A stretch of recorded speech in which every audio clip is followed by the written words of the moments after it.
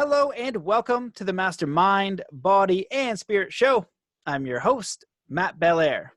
Today, we have three amazing guests for you.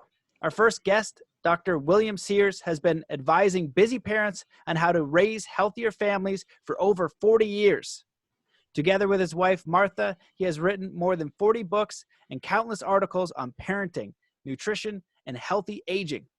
He serves as a consultant for TV, magazines, and other media.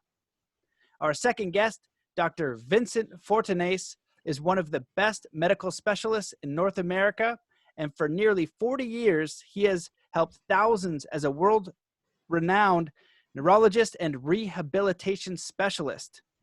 He has appeared as a medical expert on 60 Minutes, Today, Dr. Phil, Dateline, CNN, and many others. Finally, we have Hayden Sears, who is a certified health coach and wellness at the Dr. Sears Wellness Institute. She is an author, mother of three, and she works as a health coach. They are the authors of the new book, The Healthy Brain, an all-ages guide to a calmer, happier, sharper you. Welcome to the show, Dr. Vincent Sears, Dr. Vincent Fortanasce, and Hayden Sears. Hi. Thank you. Thank you. Thank you. It's great. It's great to have you guys here. You're authors of this new book that was sent to me. It looks amazing, but I understand that you guys have a very long history in this field. A lot of personal history and a big family of 8, which is very interesting. So why don't I just go around and welcome each of you and just share a little bit about your background, and we'll dive into the book and your work and everything that you guys have going on. So why don't we start with you, Dr. Bill? Well, hi, Matt, and thank you so much. You know, this book was written on the job during our 8 children, 15 grandchildren, great-grandchildren. And the reason that it's so timely is that mental unwellness is now reached epidemic proportions, point number 1. But even worse, it's occurring more and more severely at younger ages. I'm seeing depression and anxiety in 7-year-olds. See, so you know, every year doctors vote on what is the sickest organ, and the heart always wins or loses. A couple of years ago, for the first time in American history, brain illnesses are now more severe and more frequent than heart illnesses. So the brain is now sicker than the heart. So this is why our book was timely. But not only that, we realized we wanted to make it different, that so many books tire out the brain. You get brain fog just by reading it, small print, saying too much, long words. So our goal, very simply, was every page needed to leave the reader with a smile on their face. If you smile, laugh, sometimes cry, your brain opens up and you remember what you read or what you see on the page. So that's our book in a nutshell. Amazing. Thanks. I didn't know that about the brain health. I knew mental health was an issue, but I didn't realize that it was that massive. I appreciate that. Mm-hmm. Hayden, do you want to introduce yourself? Yes. Hi. My name is Hayden Sears. Like Matt said, I'm a certified health coach with the Dr. Sears Wellness Institute. I'm a mother of 3. My youngest son is 10, and then I have 2 teenage daughters. So I'm sure we'll get into that a bit later, because I know there's probably tons of parents home right now with teenagers, and it's providing some extra fun that we can discuss. I get to work with my parents. Dr. Bill's my dad, and so I'm one of the 8 Sears children.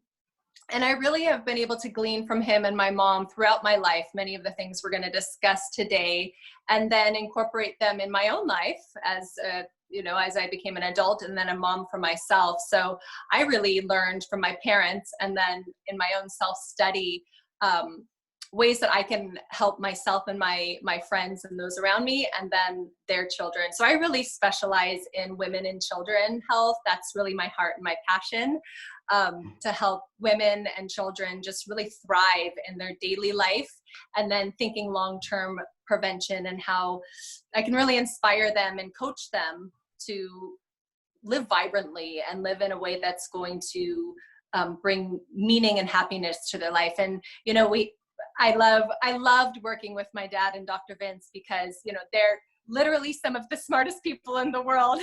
I mean, if you guys, my dad doesn't like talking about himself. Matt, do you notice how he skipped over your question about himself and went right to the book? You guys, my dad is brilliant. He really is. I mean, he's been in pediatrics for over 50 years, and he has this brilliant way of taking these complex concepts of the brain and communicating that to parents and children in a way that they're going to resonate with them, but they can also remember and take home and implement. So being able to be around and write with my dad in that way, and then Dr. Vince, and as a neurologist and all that he brings to the table, it's just been a brilliant part of my journey. And the fact that the three of us get to come together and write this book with all of our different strengths has been really fantastic. But yeah, and we kind of take you on a journey that we've been on and we're still on. So a lot of these things we're going to talk about is stuff we still struggle with. And so we're on this journey with other people. And so it's really great to be able to talk about this with you guys today. Amazing. Well, welcome to the show. And yeah, Dr. Bill kind of, you know, glossed over that a little bit, but it's good that he made the point that it is understandable. You know, we want to have practical takeaways, and I think that's important. So I'm grateful that's how you guys are steering, sharing the message of what you guys are doing. So, Dr. Vince, welcome to the show. Thank you very much, Matt. Well, you know, my background really starts back when I was 6 years old, when I decided that I was going to become a priest, because I thought God had all the answers. And so I went into medical school, you know, pre-med, etc., got out, did a full psychiatric residency at Yale. And at the end of the residency, I realized that, you know, Freud didn't have all the answers.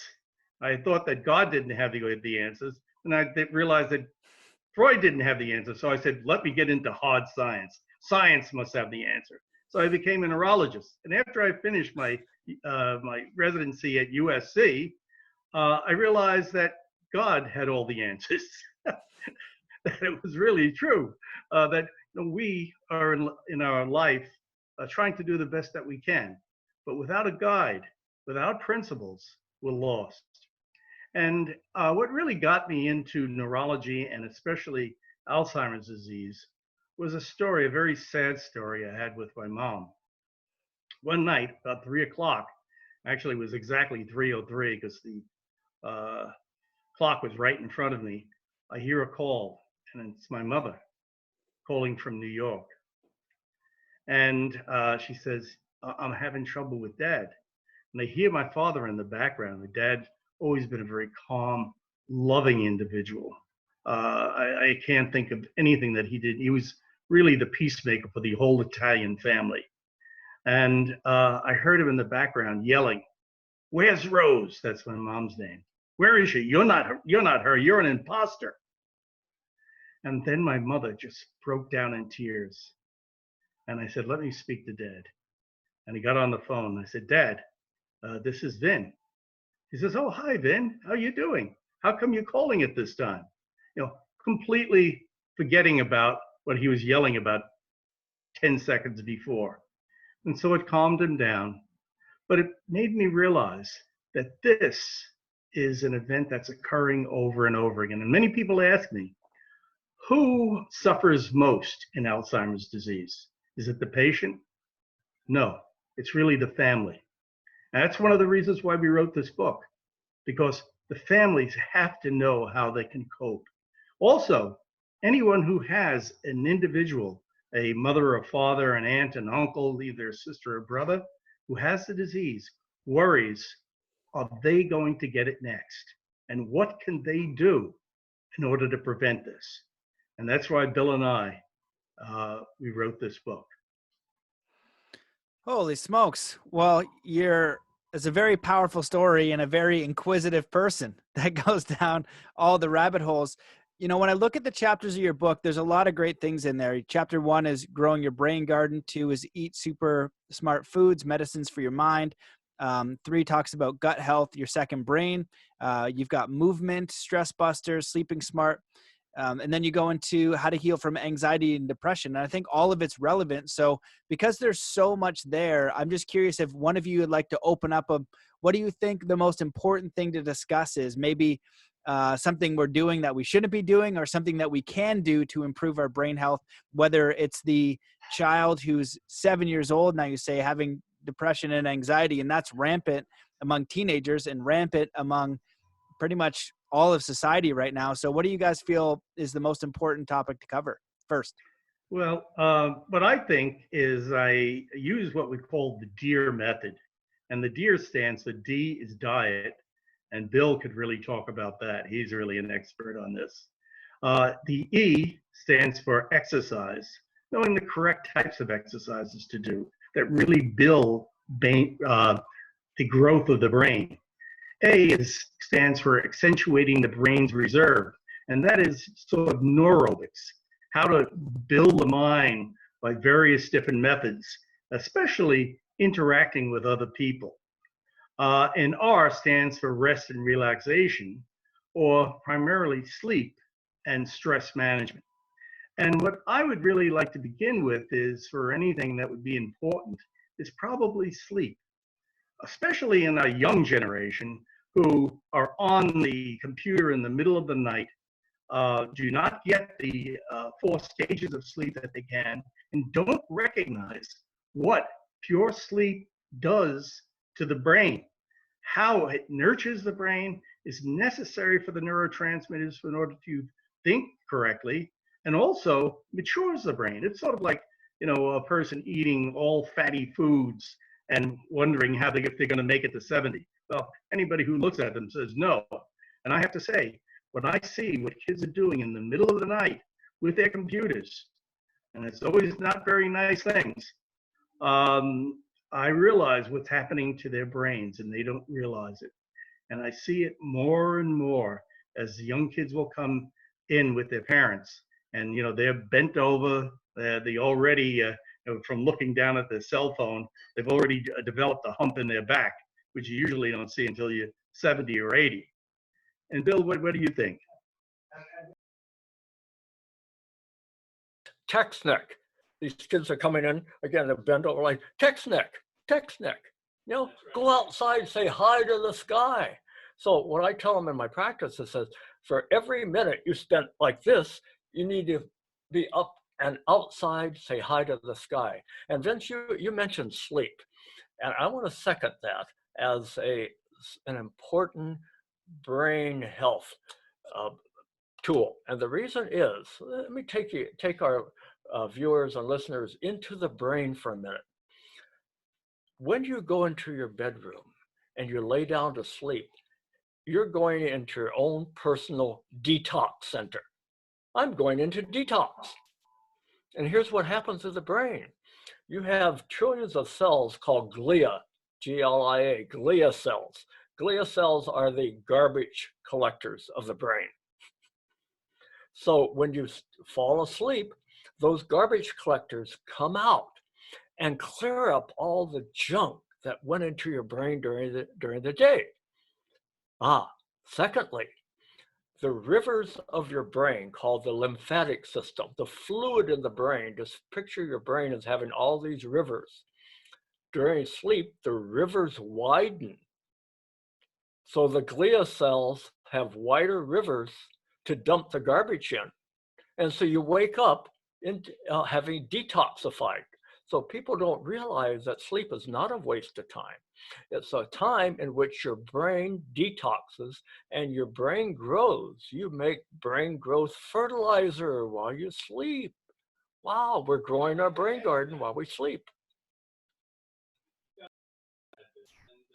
What you're saying is so true. We have what we call a harmonic symphony in our brain. And on one side, we have these neurotransmitters which activate you, like noradrenaline. Everybody heard, I got a rush of adrenaline. And on the other side, we have our resting or calming hormones. like dopamine, serotonin, which cause us to feel good, feel calm, uh, give us the appropriate amount of sleep. And when these are in balance, then we feel good. And so much of what Bill and I do, are trying to bring people into this symphonic means of balance. And Vince also mentioned a magic word, movement. What is it about movement for the brain? And very simply, there's a real deep medical principle, Matt, and that is every organ is only as good as the blood flow to it.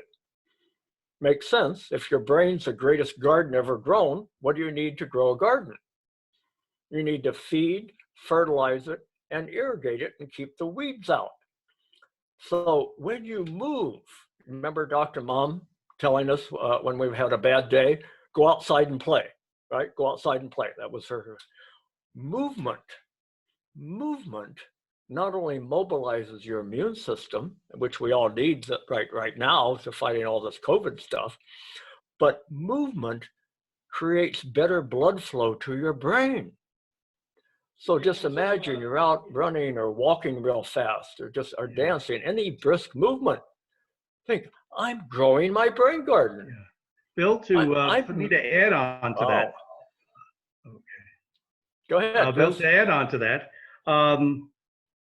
the American Academy of Neurology has clearly shown that individuals who exercise a half hour to 45 minutes, 5 days a week, have a brain capacity, and that is size of what we call the hippocampus. This is the real thinking part of our brain. This is the one that makes the decisions. This is the one that really goes to every part of the brain to tell us what to do. Will increase by 20%. In fact, people who are watching TV all the time, the people who don't get exercise, don't communicate with other individuals on a daily basis, their brain in this hippocampal area decreases by 20%. And these people could be in their 30s and 40s. And when you reduce it to that, this is one of the reasons why we're seeing Alzheimer's disease at an earlier and earlier stage, as Bill said, Dr. Bill said. And the reason is mainly the fact that the kids bring their computer to bed with them. Parents don't realize that essential is to take computers from kids. There is no computer time after 9 o'clock. And it is because of the computers that the kids are up all night and they're talking with other friends. And, and boys will be boys, girls will be girls. And some of the information that they're really sharing is really not healthy, not only for their brain, but for their morality. And, people who keep on to their morality, who have a belief, who do good by others. And that is, an essential part is that, having a life that's purposeful, a life that, adds to other people, that helps other people. It's one of the reasons why Bill and I, love being doctors. We do this every day. I mean, how can you have a happier life than that? Well, those are really great points. And now what I'm curious about is I'll go to Hayden because, you've got a family of your own now. You've got 3 kids. You grew up in a big house, and things have changed very rapidly in our world, right? That's why kids are coming in and they're staring at the screens. We don't even know what that effect will be in 40 years or 50 years or 60 years. We're seeing it in adults now. And so with learning from these 2 gentlemen, how do you kind of bring that into practice with your children or other children that you see coming in, or with the adults to help, help with their sleep or health, or basically take their recommendations and knowledge and make it practical for everyday living? Well, it takes a lot of practice. I think the 3 of us, my mom and dad and I and Dr. Vince, have a lot of great conversations because, like you said, as a parent and a woman, I'm having to navigate things that weren't even around when my dad had to parent me. So, they say just don't let your kids take their cell phones into their room after 9 o'clock. Let's just take that as an example. And it sounds super easy, super simple, right? Okay, my kids can't take their cell phones or they go off at 9 o'clock at night. But you try enforcing that with a 13-year-old and 17-year-old, and then you have a battle. So it really is something that parents are having a very hard time navigating, because it's a boundary that we're just trying to establish. What is the normal? What's appropriate? What is their responsibility? How much do I want to teach them to control themselves? And how much do I have to initiate control? So it's a very ambiguous boundary that I'm still trying to navigate myself. But I think a couple things that I like to do to keep at the forefront of my mind and coach the people around me to do the same thing is to remember it's okay to say no. It's okay to have that boundary. And like with my 13-year-old, she just now got a phone. She turned 13 and she just got a phone. And I had to say no to her when she was 10, 11, 12, because a lot of her friends around her were getting phones.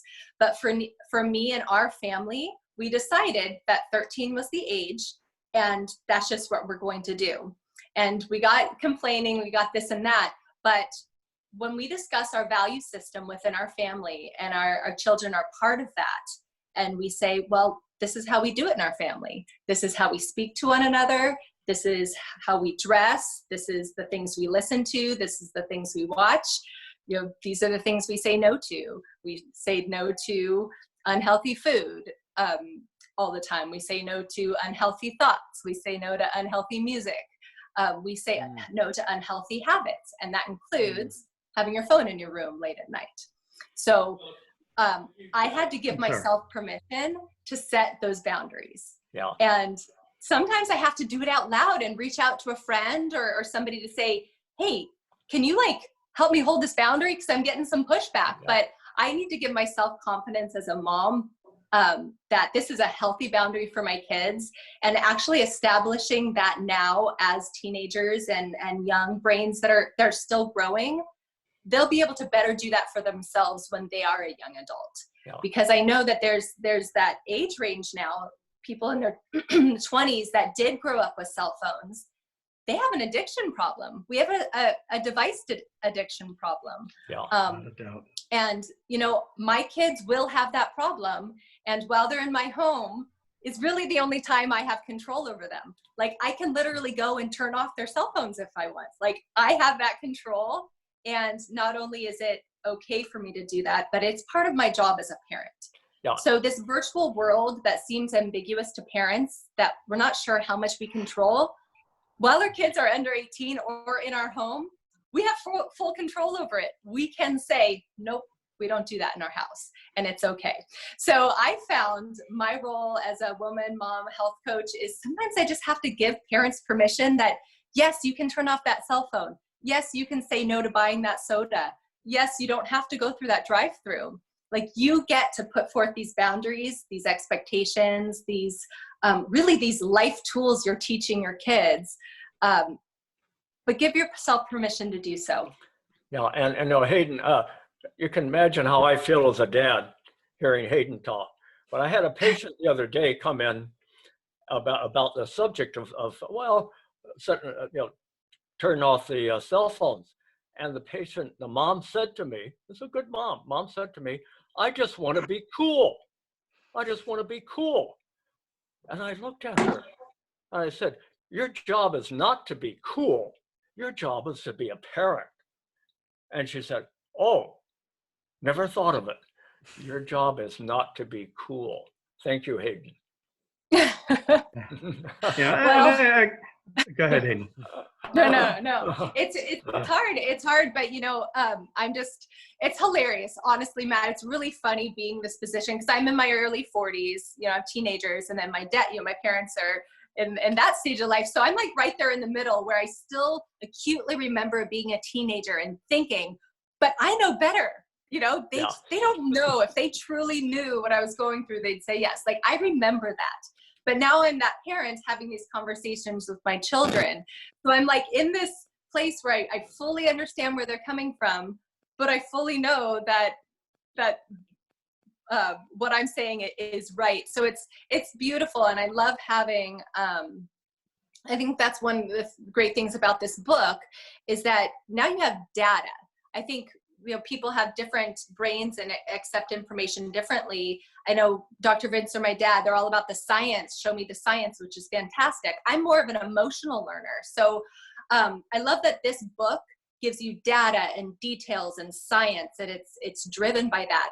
But it also has this emotional component that tells you why we want to do things, the value behind it, the morality behind it, what it's going to bring to your life when you incorporate these scientific tools. So I love having kind of both of those, I think, equally important aspects to really drive home these habits that we're wanting to establish, both in our teenagers and as young adults, and as, you know, in people in their later part of life. These are all things that we're wanting to do together, but we need that scientific data along with the emotional pull and that reason behind it to really drive it home. Yeah, and I think really to understand the seriousness of the Alzheimer's epidemic, I will put it, is to try to realize that approximately 80% of the people in the United States know someone who has the disease, either a family member or someone else that they know.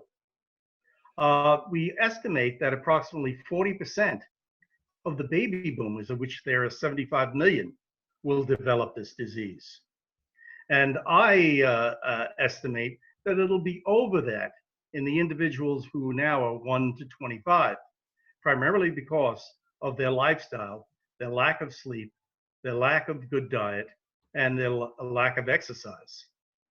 So it's so important for us to be able to say no to our children. And one of the things I loved about what Hayden said was that, you have to be the parent. And there are many parents who think, well, really, I don't think they think. I think what really happens is that they're so busy with their work. Mm-hmm. They're so busy making a living.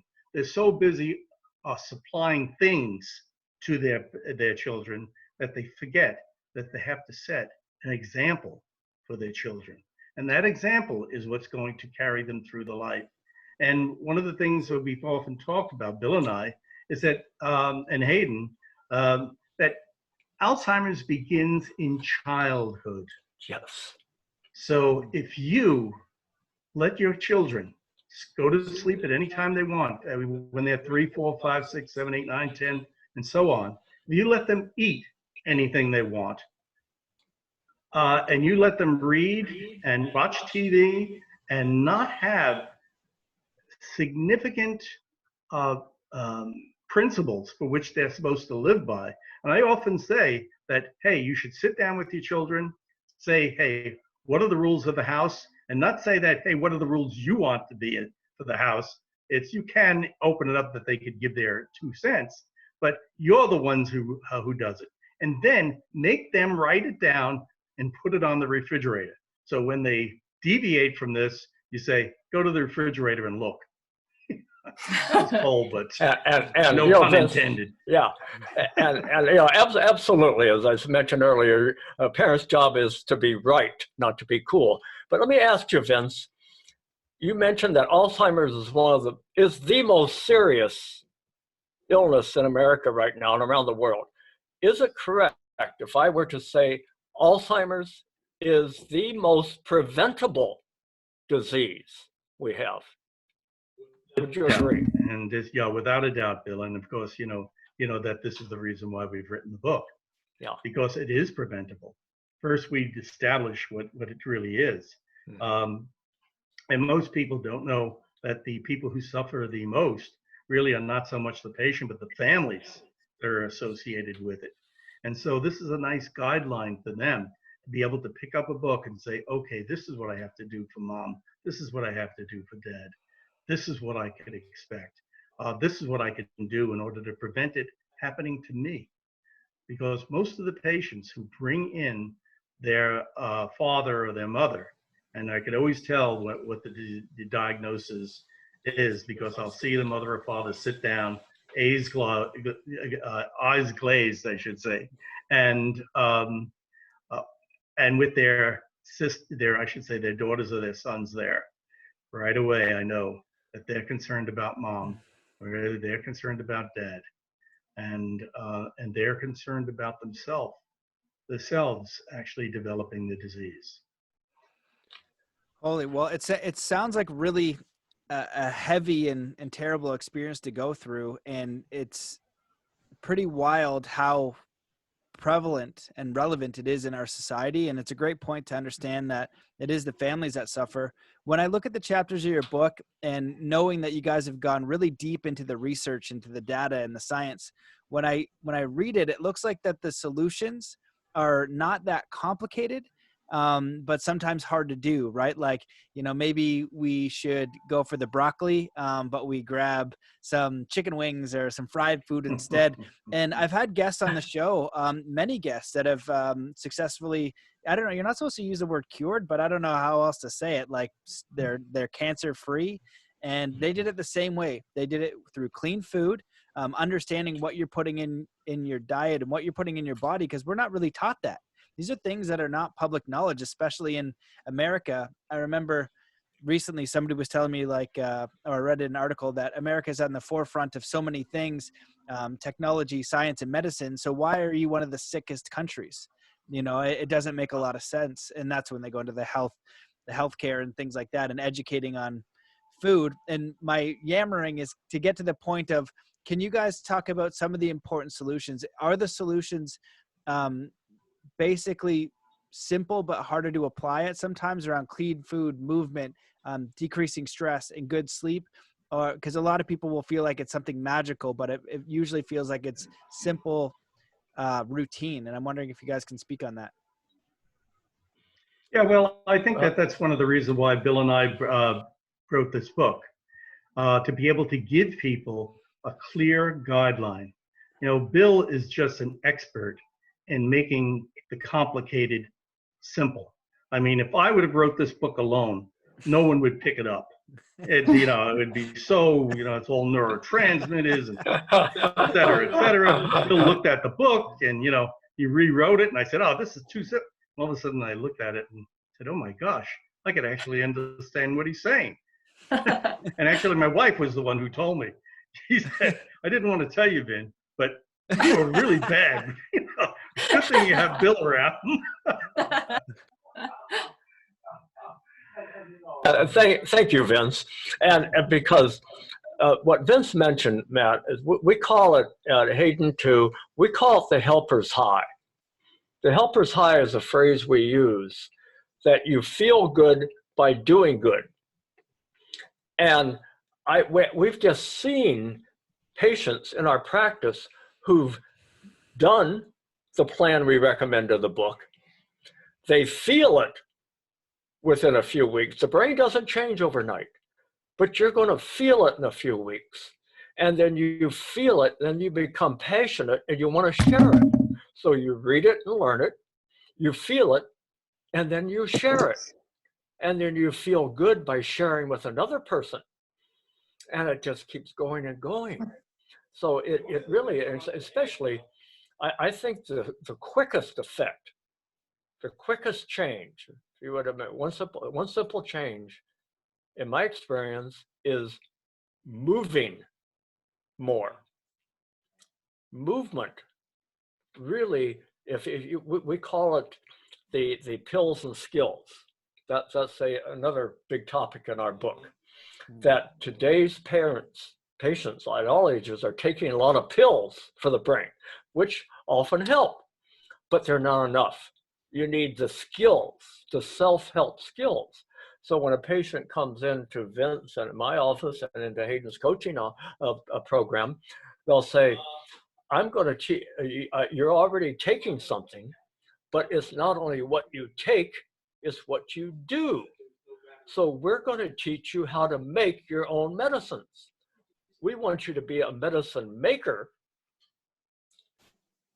in addition to a medicine taker.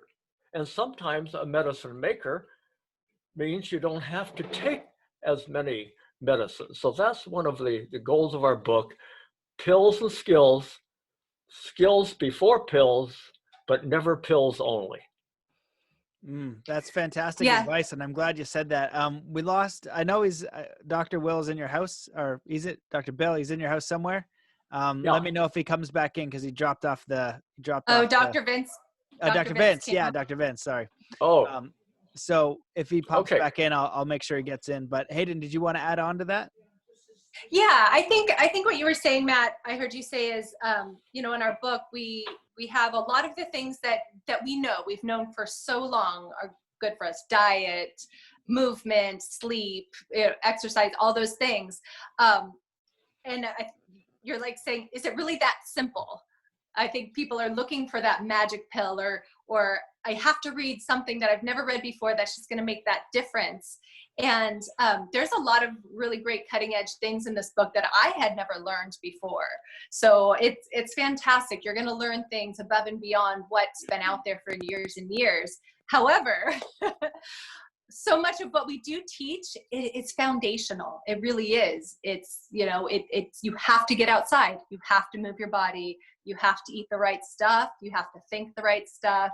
You have to treat our bodies the way they're meant to be treated. There's no magic pill that's going to make those realities go away. So I think that's a thing. When people are stuck in certain brain patterns with depression and anxiety specifically, it's so hard to feel like we have it within ourselves to heal, that we have enough right here to live the way we want to live. And we really want something outside of ourselves to help us. And sometimes we need that, whether it's a pharmaceutical or a program or a friend or a therapist or something outside of us to help us along. And that's great. And we offer a lot of those suggestions and tools. But like my dad was saying, really, we want to empower people to know that everybody has everything they need within themselves to heal their bodies and to live a vibrant life.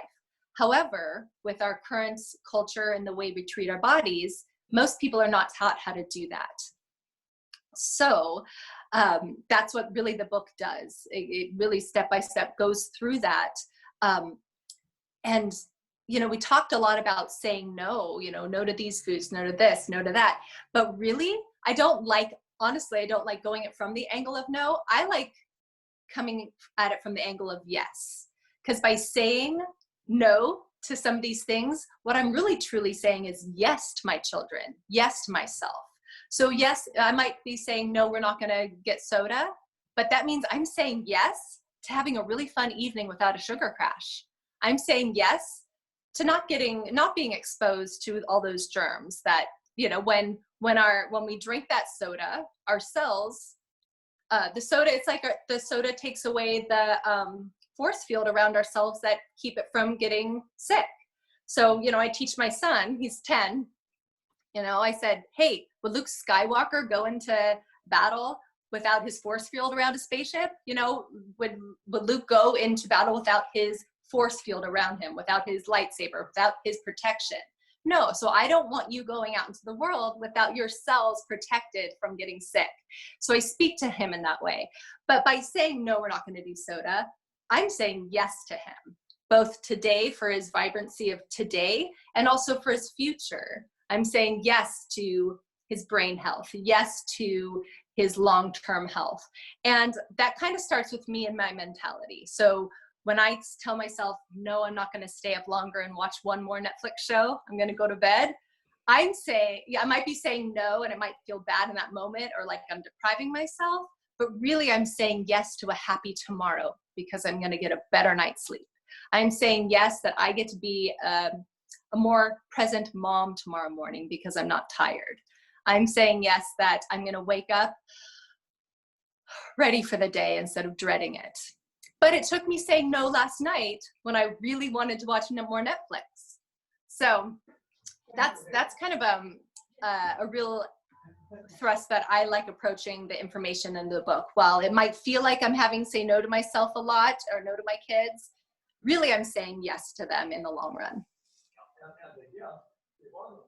We really stress in our book, Matt, is word pictures. Word pictures. The old saying, a picture is worth 1,000 words. So on that subject, for example, and it's very right now on strengthening our immune system to get over this whole COVID. So when I'm explaining to the kids in a word picture, and we have this in our book, is picture, kids, that you have a giant army inside. A giant army. Say they ask you a question about all this virus stuff. I say, okay, you have a big army inside. And those soldiers look like Pac-Man, that old video game Pac-Man, all right? And you have all these soldiers inside that they just travel around and they glom onto the virus and the germ and they eat it up and you don't get sick. They just eat it up. And the kids are thinking, whoa, what do I do to make my army fight better? Well, what do you do for soldiers? You feed them better, smart foods. You train them better, smart thoughts. You believe in them. So in my office, I love teaching them about the Pac-Man effect inside their body. The better you feed your soldiers, the better they glom onto the virus. And I draw a little picture that Pac-Man comes in and it gloms onto the virus or the germ and it shoots a biochemical bullet into the germ and it blows it up and you don't get sick. See, so kids love, in fact, we kids, we're just kids at heart anyway. We all love word pictures. Yeah, I think all of that are really great examples. I'm thinking about like I can't remember what the quote is, but it talks about why we want just short-term pleasure rather than long-term gain.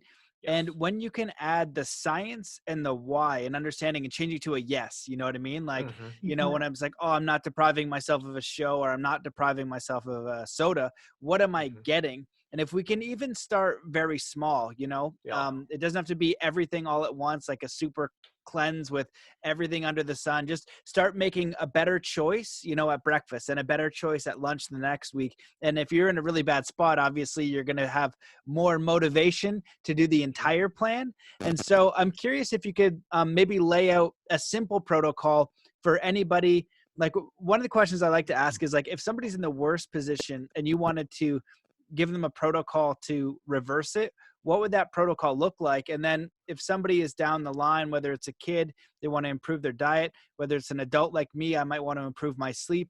I'm always looking for ways to, you know, have better sleep, to have more energy, to have more clarity. Can you provide like a little bit of a framework that we could work with? We have a picture. We have a picture in our book. Say you held the 5 keys to your brain health in the palm of your hand. Eat smart, move smart, think smart, sleep smart, and serve smart. So perhaps I'll go through a day in the life of a healthy brain, and maybe to address the why behind the what, why we do it. You get up in the morning. And instead of reaching for your cell phone, checking your texts, going to the bad news on TV, good night, bad news, okay. Instead you get out of bed and you meditate. Agitate less, meditate more. Point number 1. How you begin the day. If you start the day and you brighten your brain immediately by meditation, pick 5 things that you have gratitude for. Thank you for my life. And I say, thank you for my wife. In other words, the attitude of gratitude, this has been done scientifically, Matt, it's called the grateful brain, where they've actually wired people up and say, think about what you have to be thankful for. And the happy center in the brain, the grateful brain, lights up. And the sad center dials down. That's what is happening. That's the why of starting the day that way. And then you start the day with a healthy breakfast. Breakfast programs your brain for the day. Breakfast is we call it preloading, term preloading. It sends a message to your body that says, hey body, this is the way I expect you to eat the rest of the day. All right, you start the day with a junk breakfast, you get a junk brain, and you get a junk day. But you start the day with a smart breakfast. And then we have what we call next, the rule of 2s. Very simple. Eat twice as often, eat half as much, and chew twice as long. Chew twice as long. The better you chew, the less you're going to stew. And it helps. And in fact, kids, if you don't mind me saying this, but kids and doctors like potty talk. So to get kids, kids are gorgers. And gorging is bad for the brain. Grazing is good for the brain. So the way I get them to remember it, I say, the better you chew, the better you poo. And they get it. And the moms will come in and say, finally, they slow down. Thank you, Dr. Bill. And then at night, I'll nibble on nuts during the day, grazing during the day, because Brain Health 101, very simply, is avoid spikes. Avoid spikes, 2 words. The brain does not like sugar spikes. So when we graze, the brain likes steady supply of fuel, not spikes. And the more steady your fuel, the more steady the hormones, the neurohormones that Vince mentioned.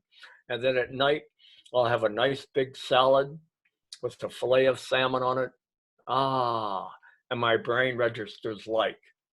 And then I go into the sleep sanctuary. So it's your personal peace recipe. And one of the things we do in our book, we take the reader through how to develop your personal peace recipe that fits your own situation. Yeah, let me go into a little bit of what Bill just said, and maybe a little bit of the neurology of it. People don't realize that the brain changes. We used to think that we had a static brain. And what occurred is that every year we lived, we lost so many cells until we were on empty and then become demented, and that was it. But we found out that that's not true at all, that our brain is constantly building new cells.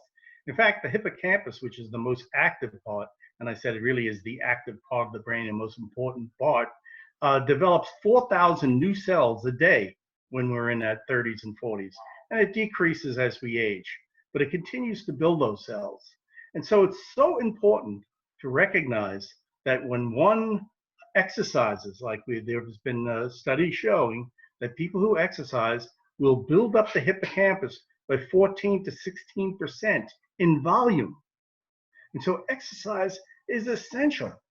And we also realize is that, for instance, if you're a piano player, that area of the brain which controls the fingers. You ever play the piano and at first it's bing, bing, bing, bing, bing, bing. Before you know it, you're playing a couple of lines. You're still looking at your fingers. And after a while, you're not looking at your fingers at all.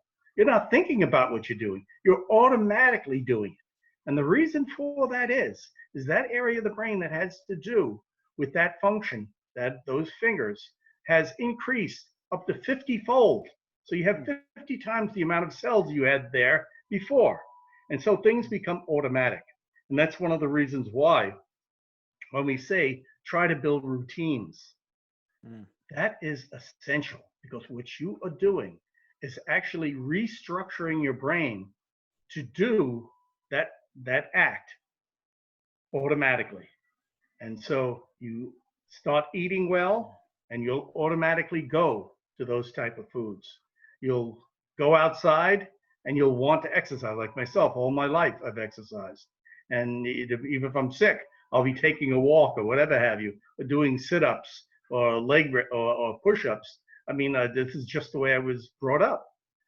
And it is essential, and it is my brain that has been made to react this way.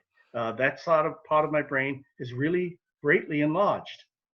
So anyway, Bill or Hayden, anything to add? Vince, Vince is a former Olympic weightlifter. All right. So, and he taught me this.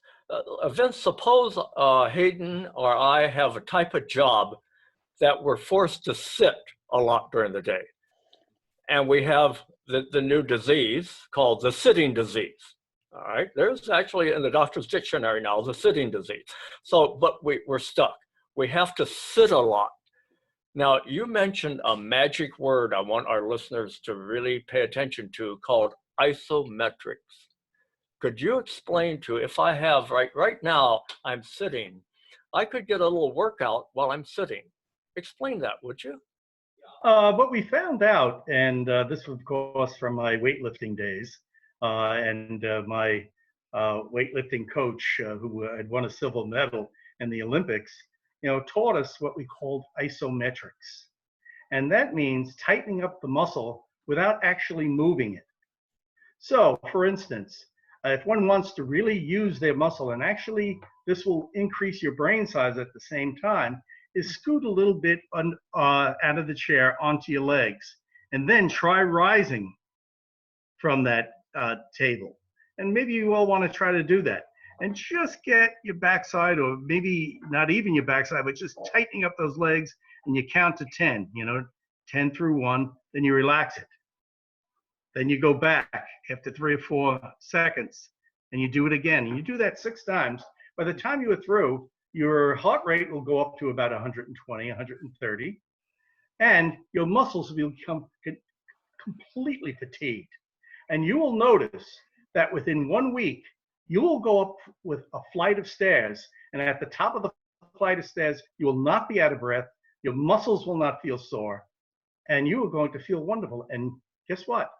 You've done it without moving. You've done it through isometric exercise. We do it with our arms. I don't know if people can see, but pushing one arm into the fist into the other palm and just counting 1, and each time pressing a little harder.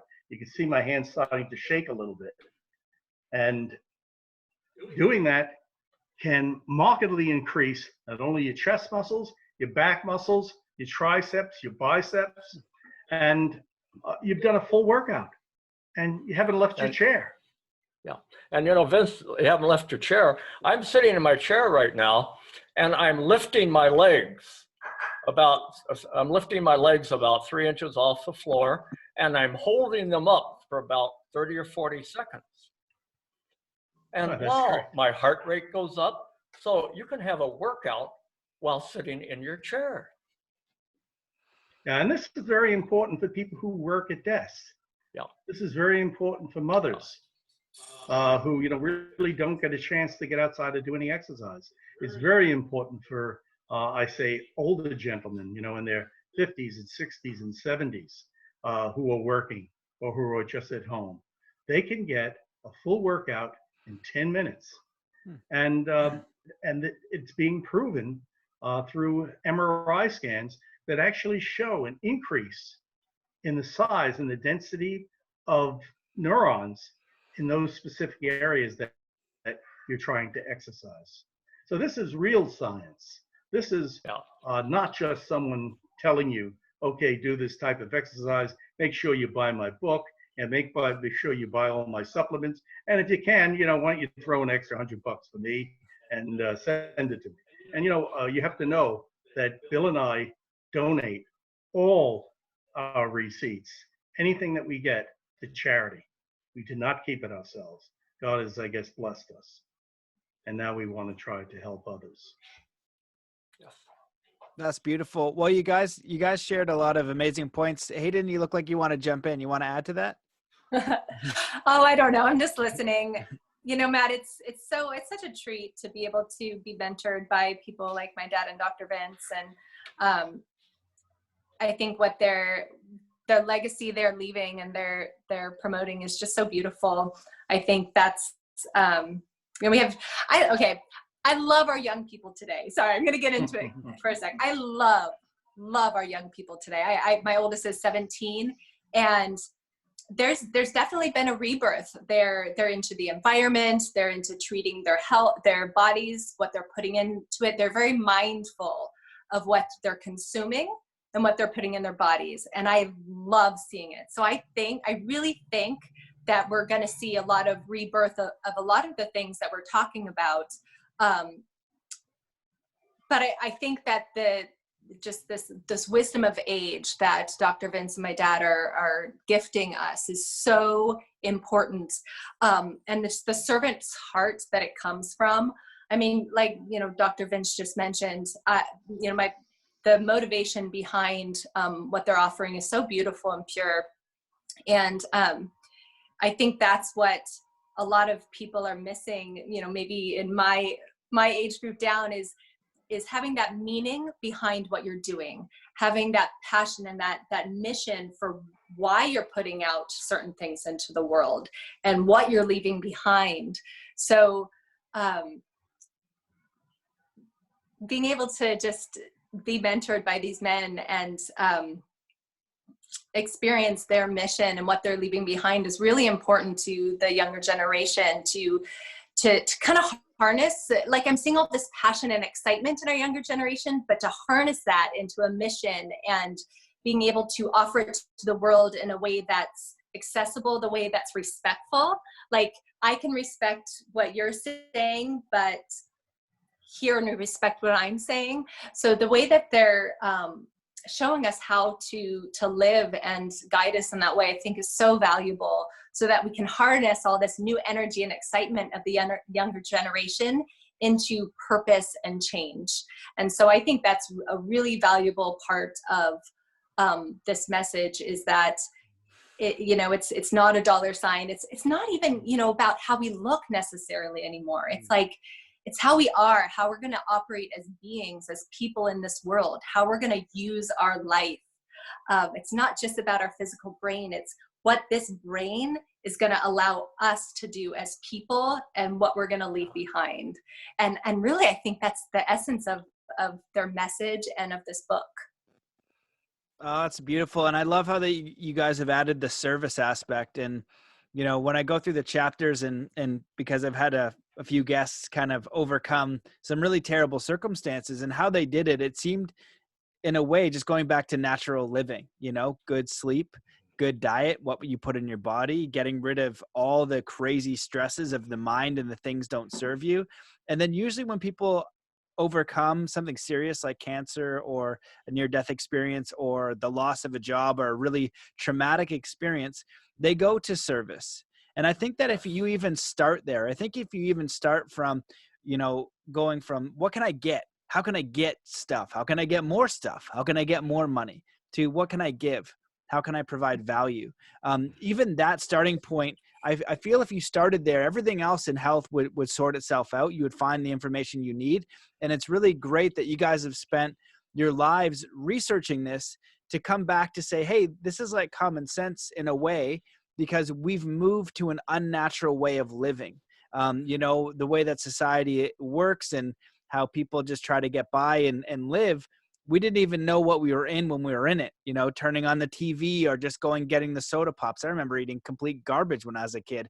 My parents didn't do it on purpose to hurt me. They just gave me some of the stuff, and it wasn't as bad as other kids, and it was better and, worse than others. So, when we know the reason why and we understand the solution for it, we can make better choices and we're going to have better experiences. And from that space, we can be of greater service. And so I think that the way you guys are That's great.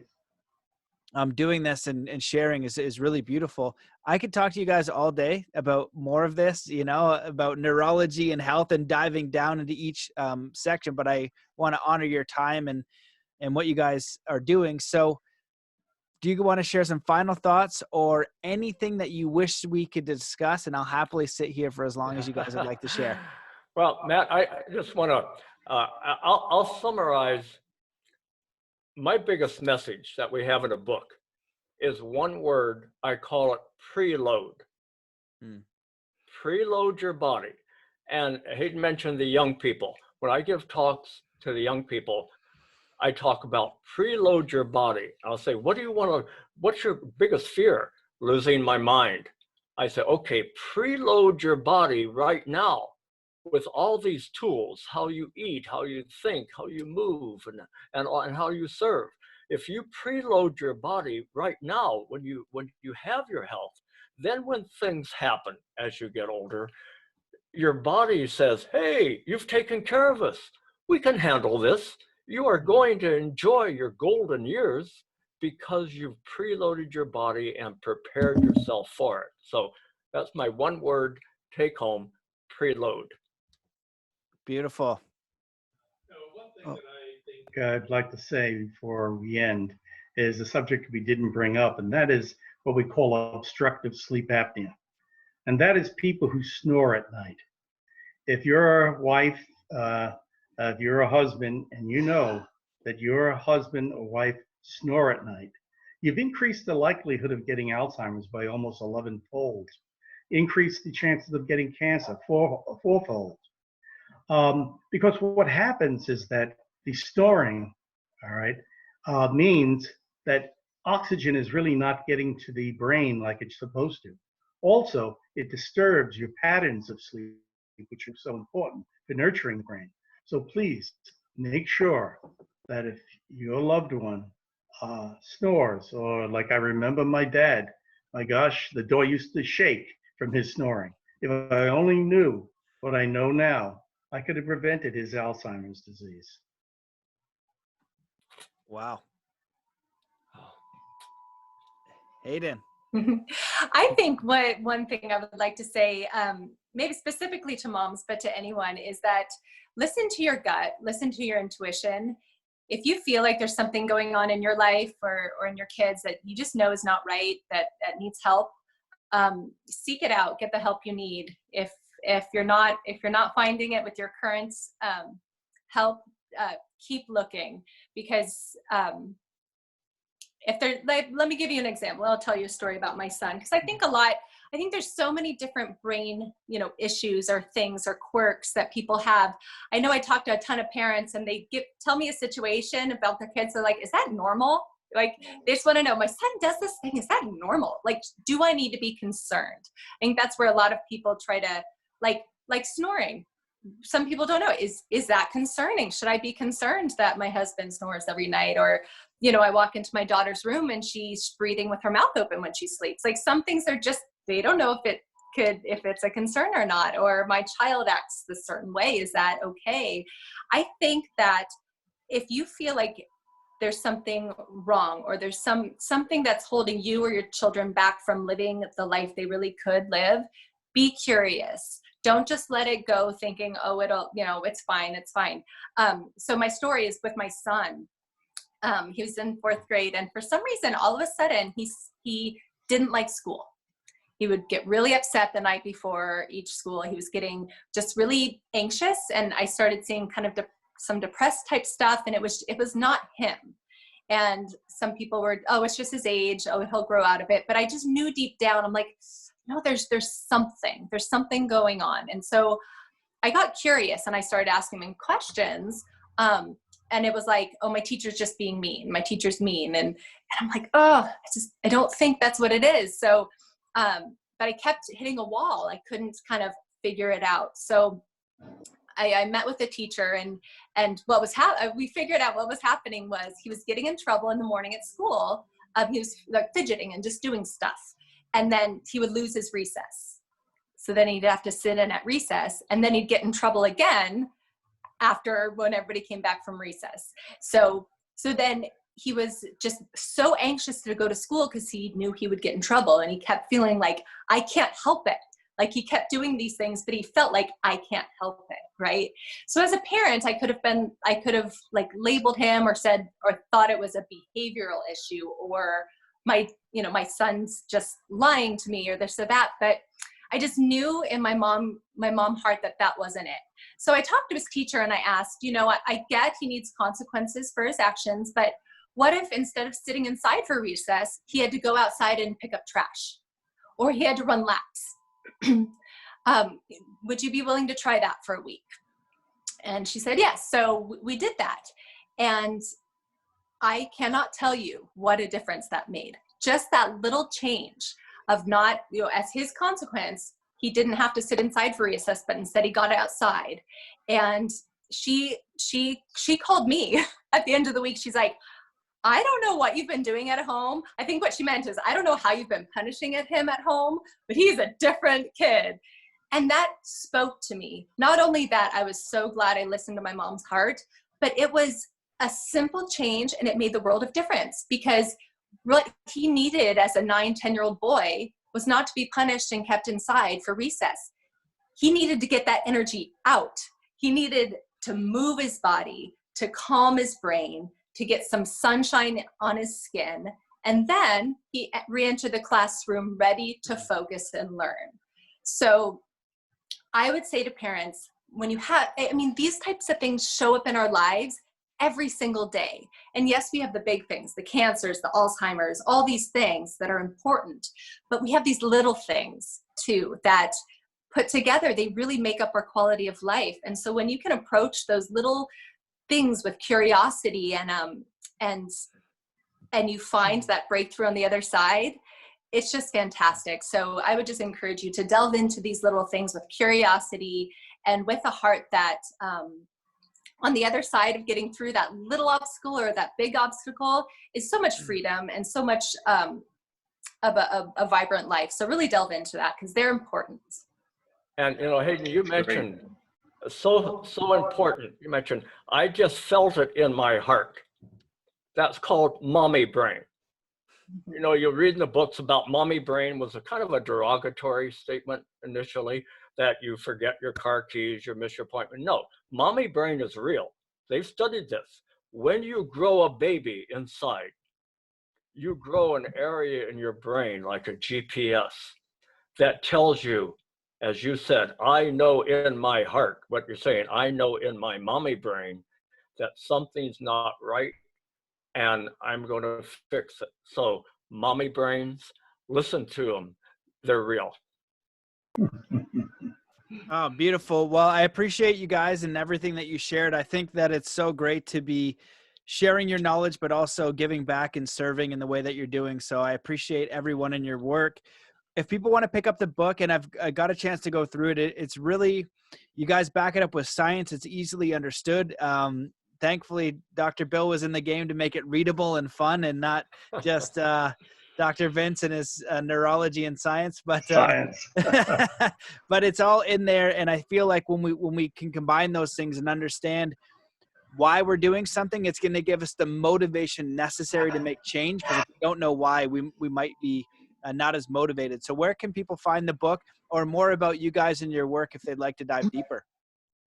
The best way to find us is on AskDrSears.com. That's where we have all of our stuff, as well as podcasts and weekly blogs and everything from the Sears family. You can also available on Amazon and I think all of your local booksellers. That's where you can find the Healthy Brain book. And then for me, if people want to find me on Instagram, it's Hayden Sears 1. I would love to connect with you personally. I share a lot of my anecdotes as a mom and a health coach, and so I'd love to have you follow me and join me in my journey. And I'd love to get to know new moms from all across the world. Amazing. And Dr.